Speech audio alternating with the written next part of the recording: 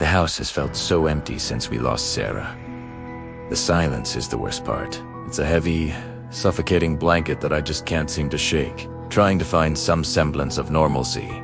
I started cleaning her room today. It's been weeks, but I couldn't bring myself to touch anything. Every little trinket, every poster on the wall, it's all a painful reminder. That's when I found it tucked under her pillow, a small leather-bound book.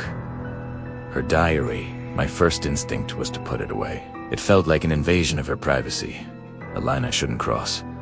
But the grief, it's a powerful thing. I just wanted to feel close to her again, to hear her voice one more time, even if it was just through the pages of a book. So, with trembling hands, I opened it. The first few pages were exactly what you'd expect from a teenage girl's diary. Cliques at school, a crush on some boy named Alex, complaints about homework. I smiled through the tears, reading about her little world, her hopes and dreams. It was her, so perfectly her. I spent what felt like hours lost in her words, reliving moments I'd long forgotten. As I flipped through the pages, the entries started to change.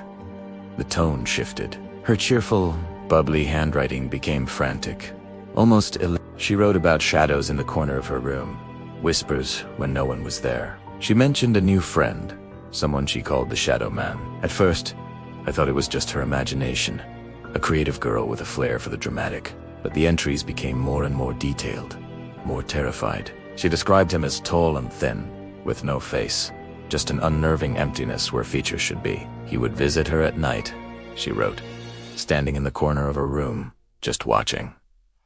She begged him to leave, but he never would. He started telling her things, secrets about people, things she couldn't possibly know. She wrote about feeling cold all the time, about a constant sense of being watched. My blood ran cold. Was this a cry for help I'd missed? My heart ached with guilt. Why didn't she tell us? Why didn't I see how scared she was? I kept reading, my knuckles white as I gripped the diary. The entries grew darker, filled with a sense of dread and hopelessness. She wrote that the Shadow Man was getting impatient, that he wanted something from her. I finally reached the last written entry. The date was from the day of the accident. It was short, just a few sentences. He's here. He says it's time to go. He promised. It won't hurt. I'm so scared. Goodbye. I slammed the book shut, a sob escaping my lips. The guilt was overwhelming. How could I have been so blind? I sat there for a long time, just crying, holding her diary tight.